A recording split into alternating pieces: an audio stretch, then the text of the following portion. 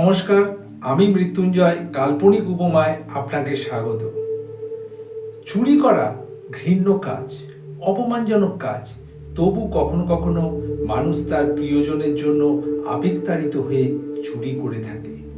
কেন বলছে একথা? চলুন শুনে নেওয়া যাক।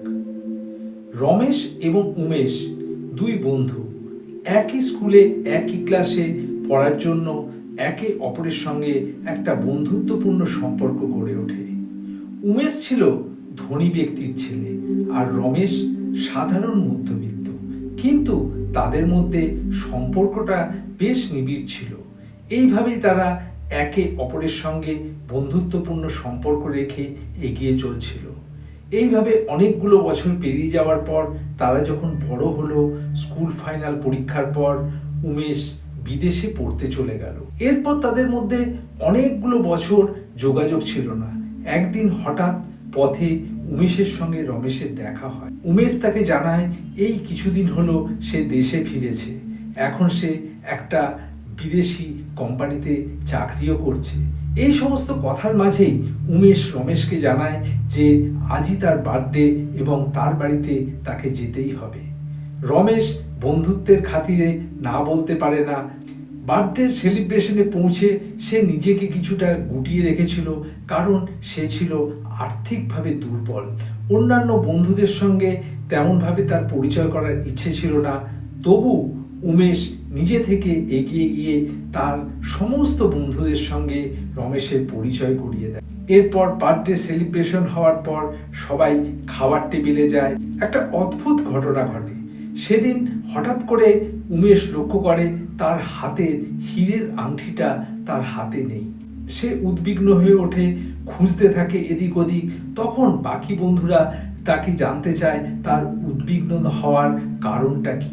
তখন উমেশ জানায় তার হাতে যে হীরের আংটিটা ছিল সেটা আঙুলে নেই। তখন সবার মধ্যে একটা উদ্বিগ্নতা দেখা যায়। সবাই নিজেদের মধ্যে গিল্টি ফিল করতে শুরু করে। প্রথমটায় তো সমস্ত জায়গায় খোঁজ হয়, কিন্তু আংটিটা পাওয়া যায় না। তখন উমেশের এক বন্ধু বুদ্ধি দিল, আমরা যদি প্রত্যেককে সার্চ করি তাহলেই তো ব্যাপারটা পরিষ্কার হয়ে যায়। তখন উমেশ কিছুটা বাধা দিলেও বাকিরা কিন্তু সেই বাধা শোনে না। তখন একে একে সার্চ করা শুরু হয়। এরপর যখন রমেশের পালা এলো, রমেশ কিন্তু তার পকেট চেক করতে দিল না। তখন সবার নজর গিয়ে পড়ল রমেশের ওপর এবং ধারণাও হলো রমেশই বোধহয় সেই দামি হীরের আংটিটা চুরি করেছে, তাই সে পকেট সার্চ করতে দিচ্ছে না। এদিকে রমেশ কিন্তু তার জিদ ধরে রইল, সে তার পকেট কিছুতেই সার্চ করতে দেবে না। এইভাবে অনেকক্ষণ সময় কেটে যাওয়ার পর উমেশের বন্ধুরা যখন রমেশকে তিরস্কার করতে লাগলো, তখন উমেশ রমেশের পাশে এসে দাঁড়ায়।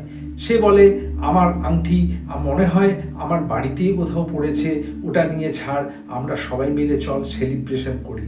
সেদিন সবাই সেলিব্রেশন করলেও মনে মনে কিন্তু উমেশ ভেবেছিল এটা রমেশেরই কাজ। কিন্তু আবার কখনো কখনো ভাবছিল আমার বন্ধু এমন কাজ করতে পারে না, হতে পারে সে গরিব, সে কিন্তু এ কাজ করেনি। যাই হোক, এই চিন্তার দোলাচলে বেশ অনেকটা সময় কেটে গেল।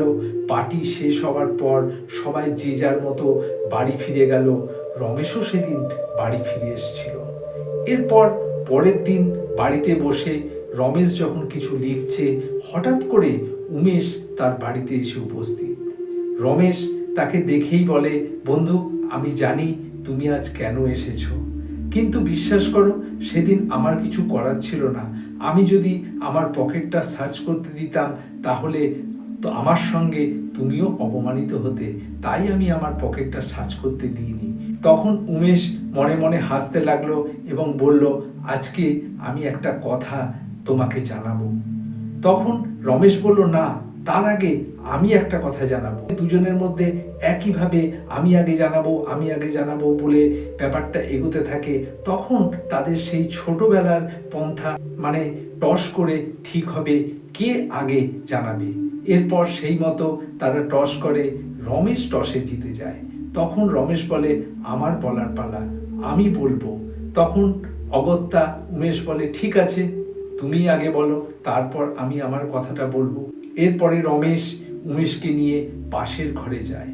গিয়ে দেখে রমেশের মা বিছানায় শুয়ে ঘুমোচ্ছে। রমেশ তখন কিছুটা দেখানোর পর বলে, চলো বাইরে চলো। এই বলে উমেশকে বাইরে নিয়ে আসে। রমেশ বলে, সেদিন জানো আমি কেন আমার পকেটটা সেদিন চেক করতে দিইনি? সেদিন যখন ওই সমস্ত খাবার দাবার দেখেছিলাম, তার মধ্যে ওই সন্দেশ দেখে আমার মায়ের কথা মনে পড়ে যায়।